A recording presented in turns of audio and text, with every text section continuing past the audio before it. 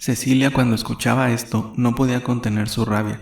La cólera la ahogaba y se desbordó en injurias de tal manera que estuvo a punto de perder la razón. «Me quiere coger este grandísimo por la fuerza, y eso no será», dijo Cecilia echando espuma por los extremos de su boca.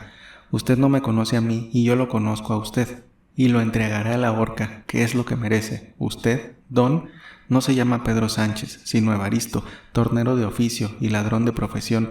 Usted es el asesino de su pobre mujer que se llamaba Doña Tules, y usted es capitán de los ladrones que han estado robando y matando en Río Frío. ¿Cree usted que no se saben las cosas? Pues en la plaza del mercado todo se sabe, hasta lo que sueñan las gentes cuando duermen en casa. Las alhajas están en poder del licenciado Lañeta, que ha averiguado que las robó usted a una señora de Puebla, hermana de un gobernador. Con que ande, aquí estoy, amárreme codo con codo y lléveme a la cárcel si se atreve». Cecilia, con los ojos echando rayos, las mejillas encendidas, el abundante cabello en desorden que le caía por la frente y las espaldas, el rebozo terciado que dejaba descubierto en parte un seno que se agitaba como si dentro hirvieran las lavas de un volcán, se encaró con Evaristo, poniendo sus manos en la cintura como las andaluzas que van a pelear y a hundirse el puñal, y le repitió: «Amárreme, cobarde, atrévase, si es hombre, a acusarme de ladrona». Evaristo se sintió perdido. Esa mujer sabía su nombre, su historia, su vida entera, lo mismo que si hubiese sido su mujer. Era Tules que, bajo otra forma de mujer robusta, hermosa, pero resuelta y terrible, se le aparecía de improviso para arrastrarlo a la cárcel y a la horca. Y no era la frutera pobre y aislada, sino que detrás de ella estaba un personaje poderoso de México que tenía las pruebas en su poder, y que había hecho ya sus pesquisas e indagaciones. Sí, Cecilia. Parte por casualidad y parte porque en la plaza del mercado se sabe cuánto pasa en la ciudad. Él, por su doble carácter de agricultor, forrado en un ladrón, había procurado imponerse de muchas cosas y conocer a muchas gentes, y conocía y sabía lo que pasaba en la ciudad, quién era Bedoya, quién era Lamparilla y quién era don Pedro Martín de Olañeta. Así Cecilia tenía gente que le sacaría de cualquier dificultad, y sus declaraciones serían creídas y el juez Bedoya encontraría la oportunidad de acreditarse condenando al verdadero culpable. Las reflexiones y pensamientos que hacen las gentes parecen minuciosas y largas cuando se escriben, y sin embargo pasan como un relámpago en esa admirable e incomprensible máquina que se llama cerebro, y así pasaron rápidas en el de Evaristo. No tenía más remedio que matar a Cecilia para que su vida estuviese segura. Además, el sentimiento de amor se había cambiado en el de venganza contra la mujer que lo había insultado y despreciado. No había otro camino. Ya sabría aprovechar el miedo que le tenían en los pueblos y el concepto que gozaba en el gobierno como capitán de rurales para inventar un cuento, decir que Cecilia y su criada habían sido asesinadas por los ladrones para robarlas y buscar uno o dos infelices inocentes a quienes colgar en los árboles, como había colgado a uno por el asesinato del barrillero. Después de matar a Cecilia, mataría a esa india pequeña y débil a quien, con una patada en el vientre, le reventaría las tripas. Ilusiones y proyectos de bandido caído en una red que le vinieron también como relámpago. Cuando Cecilia se le encaró y lo provocaba con los ojos y con enérgicas interpelaciones, Evaristo se quedó por el momento mudo, pero revolviendo los ojos centelleantes y pasando convulsivamente sus manos crispadas por su cuerpo para buscar un arma, su espalda la había dejado colgada en la silla del caballo. Cargaba siempre su puñal, pero en aquel momento se le figuró que lo había dejado olvidado y no lo encontraba. Lanzarse a la lucha cuerpo a cuerpo con Cecilia no era fácil. La trajinera tenía un cuerpo admirable de diosa antigua, pero constituida como Hércules, y además vendría Pantaleona y sería vencido por las dos mujeres. Los instantes en que buscaba por su cuerpo el arma sin encontrarla fueron una agonía rabiosa. Estaba perdido y no le quedaba más que pedir perdón a Cecilia, implorarlo de rodillas y salir como un cobarde. No podía resolverse a este trance. Por fin encontró en el bolsillo izquierdo de su chaqueta el puñal. Enredado con el pañuelo, los cigarros y los puros. Le costó un poco de trabajo. Su mano convulsa no lo acertaba. «Oh, oh», gritó sonriendo de una manera siniestra. «Ya está aquí». Lo sacó, levantó el brazo y saltó sobre Cecilia. Le habría entrado en el corazón no solo el puñal, sino el mango y hasta el puño de Evaristo. María Pantaleona, desde que comenzó la escena, arrastrándose como una culebra y aprovechando el momento en que ni Evaristo ni Cecilia la veían, preocupados como estaban, entró al cuarto y se ocultó tras el respaldo de un sillón. Con la misma rapidez con que habían pasado los pensamientos criminales por el cerebro del bandido, así pasaron también por el de Pantaleona. Salvar a su ama y matar a Evaristo. Salió como una aparición terrible de detrás del sillón y con la barreta levantada, con las dos manos, la dejó caer sobre la cabeza del bandido. 2 líneas más y la cabeza habría quedado hecha pedazos, pero el puñal que iba a traspasar el urgente seno de la frutera cayó al suelo y Evaristo lanzó un grito de dolor. Sus dedos y su puño seguramente estaban desquebrajados. Sin embargo, quiso lanzarse sobre Pantaleona para desarmarla, pero Cecilia recogió el puñal del suelo, se lanzó sobre Evaristo, lo arrinconó contra la pared, le apretó el cuello con la mano izquierda y levantó la derecha armada del puñal. «Miserable asesino, alma negra y hedionda de sapo, vas a pagar lo que hiciste con tu mujer». «Doña Cecilia», gritó Pantaleona conteniéndole el brazo, «no lo mate usted, seremos perdidas entonces. Déjelo que se vaya, ya escarmentará, Dios lo castigará. Al fin y al cabo, nosotras no tenemos miedo a nadie». Con esta reflexión, dicha con calma, con una especie de simplicidad, como si hubiese pasado una escena insignificante, despertó a Cecilia de esa especie de paroxismo de rabia y de furor.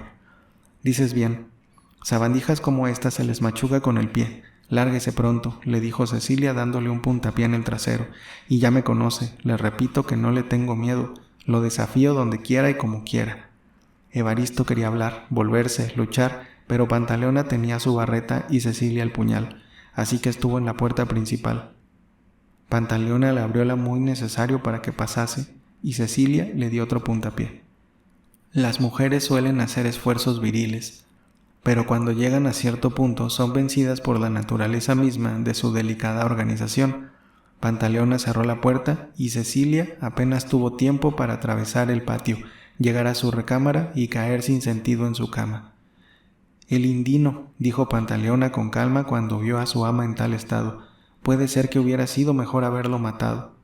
Pantaleona con verdadero cariño de hijo atendió a Cecilia con friegas de hierbas aromáticas y otros remedios, pero no fue despertando de ese sopor repentino que congestionó su cerebro, sino muy entrada la tarde. La reacción femenina era completa. Del valor intrépido y de la cólera pasó a las aprensiones y al miedo. «Nada, Pantaleona», le dijo, «no te ocupes de despachar la canoa, que se quede como está, y ya le encargaré mis negocios a don Muñoz. Vámonos ahora mismo, aunque sea en la chalupa, porque ese hombre va a volver esta noche con sus bandidos y nos asesinará sin remedio». A toda prisa, arreglaron las cosas de la casa y se embarcaron en una chalupa donde apenas cabían las dos. A la medianoche, casi a la misma hora del naufragio, y con la luna llena, se deslizaba entre ondas y rieles de plata, con la velocidad de un cisne, la pequeña embarcación que conducía a México a las 2 mujeres que habían luchado y vencido al terrible bandido de Río Frío. 11. Los almacenes de fruta. El canal cenagoso e infecto donde flotaban hojas de lechuga, troncos de col y a veces zanahorias y rábanos enteros, que penetra en la ciudad y que no hace muchos años llegaba hasta la puertecilla secreta del costado de Palacio, fue seguramente en los tiempos anteriores a la conquista el lugar más concurrido y alegre de Tenochtitlán, pues era como el puerto que comunicaba los reinos de Chalco y de Texcoco con la capital del imperio de Moctezuma. Sin embargo, de haberse trastornado todo durante el largo sitio que puso Cortés a la ciudad y demolido después intencionalmente el templo mayor y las hermosas calles que desembocaban en la plaza, la acequia conservó su importancia, y ya hemos visto que durante muchos años y hasta hoy, ese rumbo, aunque desasiado y extraño por sus casas y construcciones, que parecen más bien formar un pueblo separado, es el más comercial, el más activo y el más bullicioso de los barrios de la gran capital moderna. A lo largo del canal, viejas construcciones de uno y otro lado, con sus fachadas amortadas de tenzontle y pintadas de cal de colores fuertes, con sus balconerías irregulares de fierro, sus ventanas con rejas gruesas, forman una calle comunicada por puentes que no deja de tener su novedad, especialmente en ciertas horas del día, en que las aguas turbias de la acequia están casi cubiertas de chalupas y de canoas cargadas de maíz, de cebada, de legumbres, de frutas y de flores, y como allí se van a surtir de primera mano los revendedores de fruta que andan en la calle y se sitúan en los zaguanes y esquinas por toda la ciudad, y como las indias e indios visten a poco más o menos sus trajes primitivos, no solo para los extranjeros, sino aún para los mismos mexicanos ilustrados y parisienses que habitan el centro, tiene cierta novedad antigua, más interesante todavía para el que estudia las costumbres populares. El piso bajo de las casas está ocupado con tiendas y comercios de la más desagradable apariencia, pero todos de lo más esencial e importante para la vida. Tanto que podría llamarse ese barrio el gran almacén de la alimentación de los hombres y de los animales. Tocinerías con una instalación singular que, aparte la grasa y el olor no muy agradable, presentan un aspecto único en su género y que no se encuentra en Europa, ni aun en las ciudades de España, que tanto se parecen a las nuestras.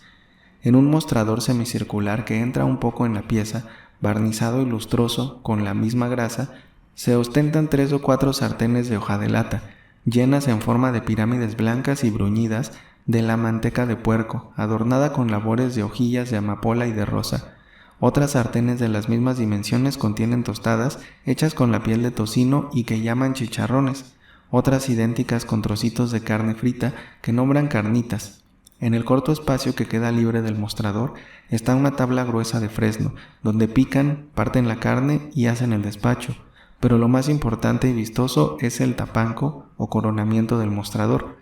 En el centro hay siempre un cuadro de madera dorado, con la imagen del divino rostro o de algún santo de la devoción del dueño, alumbrada constantemente por 2 o 4 velas, colocadas en elegantes arbotantes con sus mamaderas de cristal.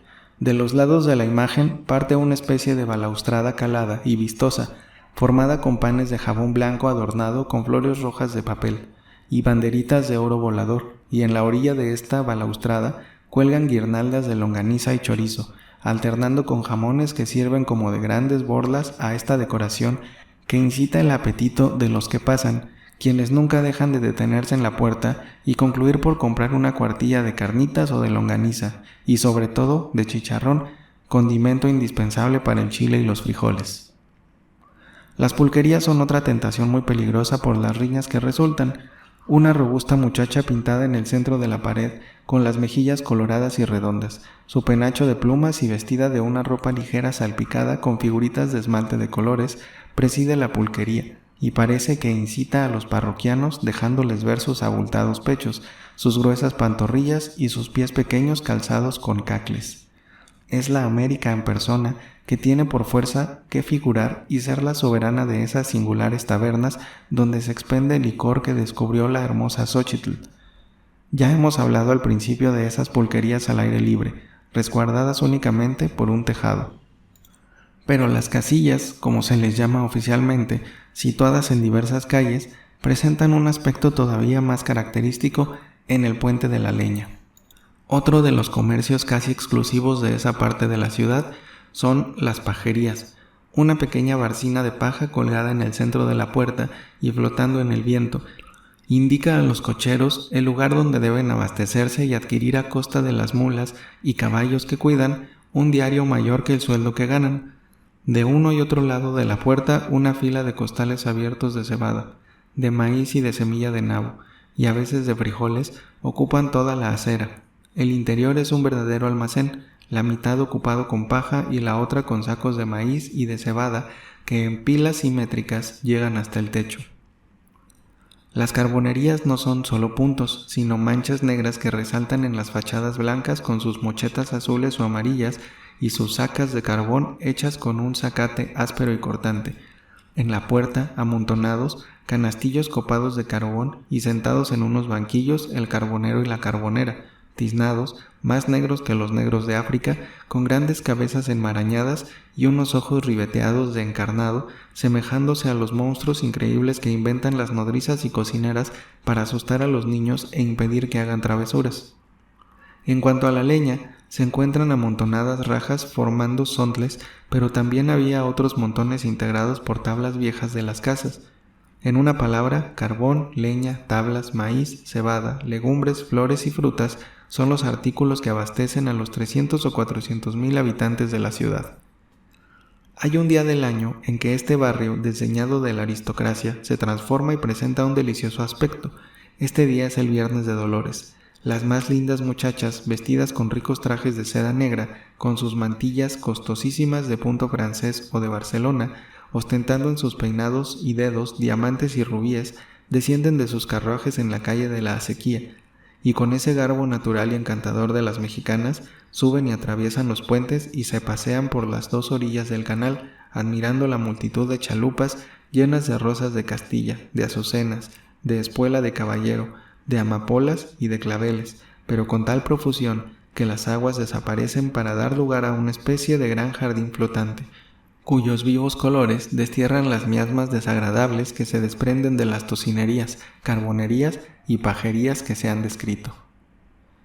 El vecindario del barrio correspondiente con galantería a esta visita anual, las calles muy barridas y regadas con hojas de rosa, los viejos y negros balcones de fierro adornados con cortinas blancas o de damasco de China, arcos de tulé con las grandes flores amarillas del cempasúchil y girasol adornan las puertas de las accesorías.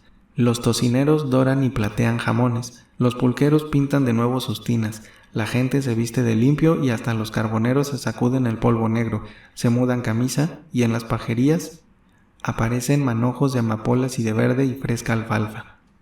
Limpian el canal recogiendo los desperdicios, basuras y hierbas, se colocan a un lado y a distancia las pesadas trajineras para no estorbar a las chalupas que van y vienen, y las inditas que las conducen, muy aseadas y peinadas, tienen cierta gracia que da idea de que en el reinado de Moctezuma pudo haber bellezas notables que llamaban la atención, como la llamó en la corte de España la famosa doña Isabel. El vecindario es también característico y adecuado a la localidad.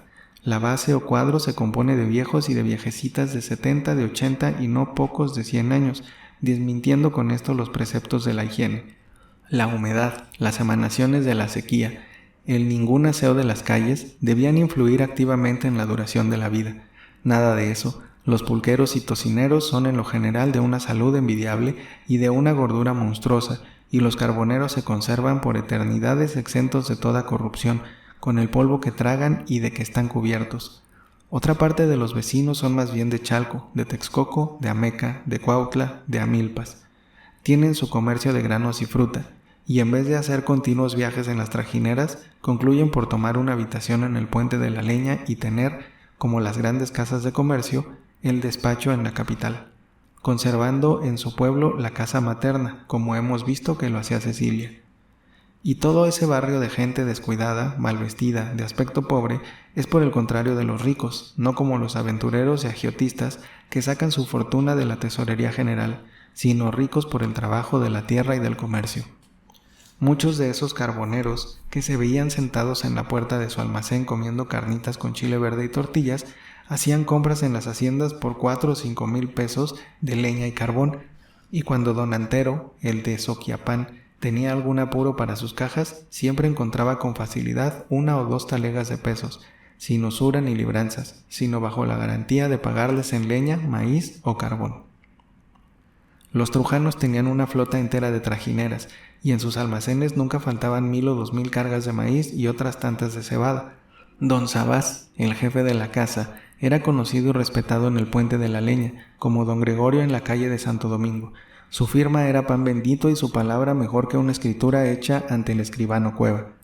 Los Melquiades, los malévolos Melquiades, detentadores de la inmensa fortuna del pobre Moctezuma III, encontraban siempre dinero con los comerciantes del Puente de la Leña, para gastarlo y dilaparlo en comilonas, toros y fiestas de iglesia, que promovían de intento para ganar popularidad, y que los indios y rancheros se sublevasen si algún día venían a despojarlos por la fuerza de lo que se habían malamente apropiado. De Cecilia ni se diga, pasaba en toda la vecindad, lo mismo que en Chalco, por una de las más ricas trajineras, y si hubiera necesitado reunir 4 o 5 mil pesos, no habría dilatado 5 minutos, dirigiéndose a los trujanos o a los tiznados carboneros. Además, la querían bien porque era mujer honrada y trabajadora y no decía más que lo que le salía del corazón. Y a estas buenas cualidades se añadía que era guapa, simpática y caritativa. Los cojos y lisiados siempre tenían una tortilla que comer y algo en cobre que no dejaban de utilizar para echar en los tendejones su trago de aguardiente. Pero de los comercios de que se ha dado una ligera idea y de otros que omitimos por no alargar el capítulo, el más curioso es el de los almacenes de fruta. Se cree generalmente, por los que comen fruta en sus bien abastecidas mesas de México, que el trabajo consiste únicamente en cortarla y traerla a vender al mercado. Nada de eso. La fruta, particularmente la de tierra caliente, Se compra por los comerciantes que se dedican a ese ramo, a los cultivadores o dueños de huerta a un precio ínfimo y en grandes cantidades. Estos, ya por los canales o ya por el camino real, la conducen al puente de la leña, y allí las fruteras del mercado, que como Cecilia comerciaban en grande, la compran de segunda mano a más precio, la depositan en sus almacenes y la van vendiendo diariamente al menudeo a las fruteras de las esquinas y fruteros ambulantes, que desde las 10 de la mañana recorren las calles pregonando las diversas clases que contienen sus apetitosos y pesados canastos, que con facilidad y desembarazo llevan en la cabeza. Hablaremos del almacén de fruta de Cecilia, y con esto se tendrá idea de los demás. El frente daba a las orillas de la acequia, y por la espalda a una calle sin empedrado ni alumbrado en las noches, en cuyo centro había un caño aún más inmundo que los del callejón de la Condesa y chapitel de Santa Catarina, que ya conoce el lector. La tal calle estaba formada de casas en ruina, y de cercas de adobe ya casi negro, que permitían ver por los derrumbes que eran extensos corrales donde de noche se encerraban las vacas y burros mediante una corta retribución por cabeza. El vecindario se componía de misteriosos personajes que permanecían la mayor parte del día encerrados en unos cuartos lóbregos y húmedos, pues levantando algunas de sus vigas podridas se encontraba el terreno lleno de agua turbia y sucia producida por filtraciones del canal. De noche se veían salir, uno a uno, hombres y mujeres envueltos en sus frazadas y rebozos, de fisionomías siniestras y de andar sospechoso como queriendo ocultarse o como si temieran ser sorprendidos. Si estas gentes tenían la honrosa profesión de despojar a sus prójimos, no se puede decir con certeza, pero lo que sí se puede asegurar es que ese conjunto de callejones y de corrales que se comunicaban con la calle principal y con el callejón de la Trapana, y que en conjunto formaban un pueblo escondido detrás de las casas altas que tenían su frente al canal, era el rumbo más tenebroso y al mismo tiempo el más seguro de toda la capital. Jamás se oía decir nada de robos, de asesinatos, de pleitos ni heridas, y el músico Sayas, que habitaba en una casa de vecindad de la Trapana, se retiraba del teatro a las 12 de la noche y a la 1 de la mañana, seguido de un muchachito que cargaba el violonchelo y en 10 años no había tenido ni siquiera amagos. Los personajes equívocos y misteriosos que solían encontrarlo le decían: «Buenas noches, señor Sayas». Metían en la cerradura de sus casas una llave que no hacía ruido al manejarla y desaparecían como si fuesen maniquíes de una comedia de magia. En algún capítulo hemos hablado del interior de la casa de que era propietaria Cecilia en la capital. Necesitamos, por lo que va a pasar en ella y por dar una idea de los almacenes de fruta, hacer una descripción más minuciosa.